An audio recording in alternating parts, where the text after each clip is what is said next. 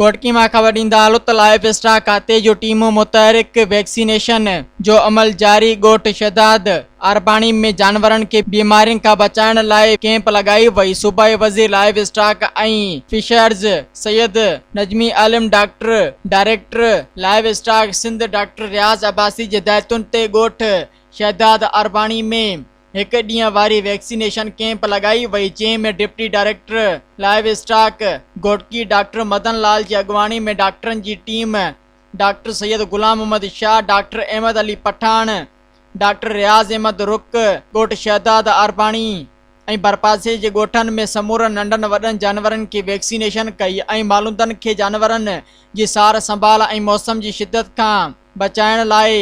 आगाही ॾिनी। इन मौक़े ते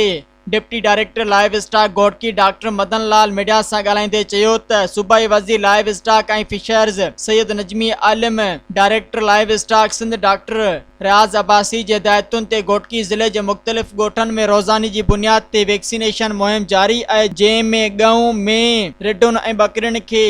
मुख़्तलिफ़ बीमारियुनि खां बचाव जा टुका लगाया पिया वञनि। चौपाई माल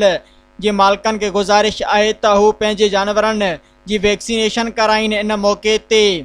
ॻोठ शहदाद अरबाणी जे रहवासियुनि गुलाम शबीर उर्फ कप्तान अरबाणी, सदोरो अरबाणी ऐं ॿियनि लाइफ स्टॉक खाते पारां मुफ़्त वैक्सीनेशन कैंप मुनक़िद करण ते संदन थोरा मञिया। मज़ीद ख़बरनि ऐं तफ़सीलात लाइ विज़िट कयो असांजी वेबसाइट www.awamiNewsHD.com ऐं ॾिसंदा रहो अवामी न्यूज़ HD।